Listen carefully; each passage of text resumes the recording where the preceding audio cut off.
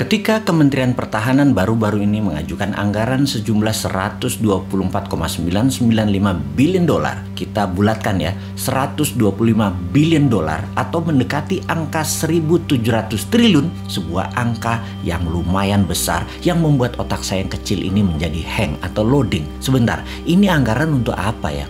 Beli senjata atau bikinan senjata dalam negeri nih. Grand Plan pertahanan negara arahnya bedil-bedilan atau model Tiongkok, menaklukkan negara lain tanpa bedil, pakai smart dan soft power, bukan hard power. Kita semua tahu hard power itu old mind, kuno, harus dikombinasi dengan soft dan smart power, model Tiongkok lah.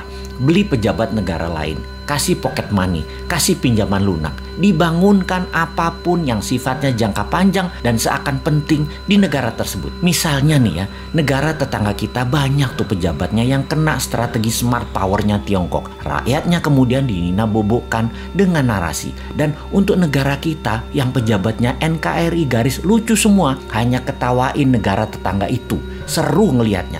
Bener deh, kasihan anak cucu negara tetangga itu nantinya ketika tidak ada narasi yang bisa dibangun untuk bisa menahan kebenaran kelak. Kembali ke anggaran maha besar. Ketika kita mengetahui bahwa anggaran militer itu ternyata pakai hutangan, ini membuat lemes generasi new mind. Lah nanti yang bayar siapa? Ini multi years loh nyicil hutangannya. Bener deh, ini harus dipertanyakan bukan hanya Kofadis Departemen Pertahanan, juga pertanyakan mau bangun militer 1.700 triliun dengan ngutang segede APBN Indonesia dalam 1 tahun itu, kita baliknya dapat apa? Sekarang aja utangnya sudah 6.500 triliun, ditambah BUMN yang minusnya banyak, PLN minus, KAI minus, Garuda minus, serta banyak lagi yang angkanya bikin gemeter new mind. Kalau old mind sih nggak gemeter, karena memang mindsetnya bisanya ngutang. Biasa itu ngutang bagi mereka. Oke, kita yang bodoh ini mau nanya, ini arah militer Indonesia mau kemana ya? Kita tanya, anggap semuanya buat beli alat utama sistem pertahanan, alutsista. Ini kita mau defense, mau bertahan atas serangan dari negara mana? Apa bentuk serangannya mereka emangnya? Sehingga beli penangkisnya apa? Oh oke, kita mungkin mau menyerang. Mau menyerang siapa? Wilayah mana yang mau diserang? Yang mau ditaklukkan? Papua Nugini, Pasifik Selatan, Australia, atau Malaysia, atau kemana?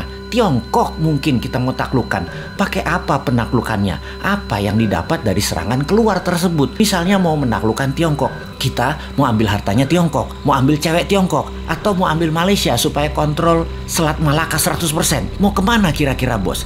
Apa kita mau perang biologi? Jadi bukan beli senjata berat, tapi bangun senjata biologi buat virus baru. Kalau nggak makan gudeg, pada mati. Virus ini kita akan sebar ke seluruh dunia. Kita buat orang panas dingin, sesak nafas.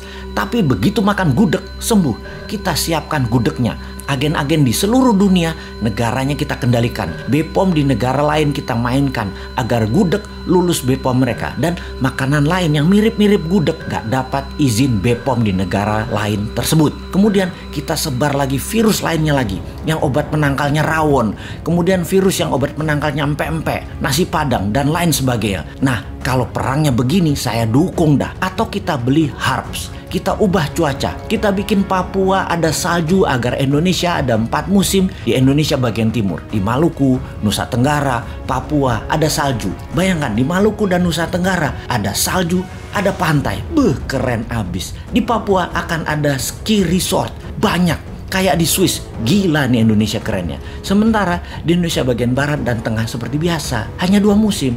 Lupa, ada musim pilkada sama pilpres ya, sama musim duren. Maaf nggak kehitung. Tapi ini tapi loh ya, saya ini yang bodoh ngaku pinter nan sontoloyo selalu curiga kalau ada anggaran multi years sampai jabatan selesai masih ada kewajiban yang ditanggung renteng. Maksudnya begini, di akhir masa jabatan presiden sebelum ini ada juga lembaga yang last minute kira-kira 2 tahunan terakhir masa jabatan beli alat-alat multi years sampai 10 tahun ke depan. Sehingga pejabat di presiden baru Pak Jokowi periode 1 departemen itu anggarannya hanya untuk membayari utangan dari kebijakan multi years pejabat sebelumnya. Bahkan sampai sekarang masih nyicil sehingga departemen itu kering sekarang. Ini ngebayang aja, kalau kita beli barang dari luar negeri, komisinya di luar negeri loh ya. Komisi selalu didapat dari penjual kan. Dan jarang loh penjual nggak ngasih uang tali kasih, itu jarang. Jadi si pejabat periode lalu beli-beli dalam jumlah besar, komisinya di muka dong ya. Gede banget dong komisinya karena dealsnya multi years. Lumayan, namanya juga udah akhir masa jabatan. Mulai paham kenapa si Sontoloyo ini berkerut kening urusan anggaran besar multi years yang ditanggung renteng sampai pejabat berikut-berikutnya. Ya, mudah-mudahan analisa si Bosman ini salah lagi. Karena kayaknya amanah kok pejabatnya. Calon presiden kemudian kok. Pasti maha suci.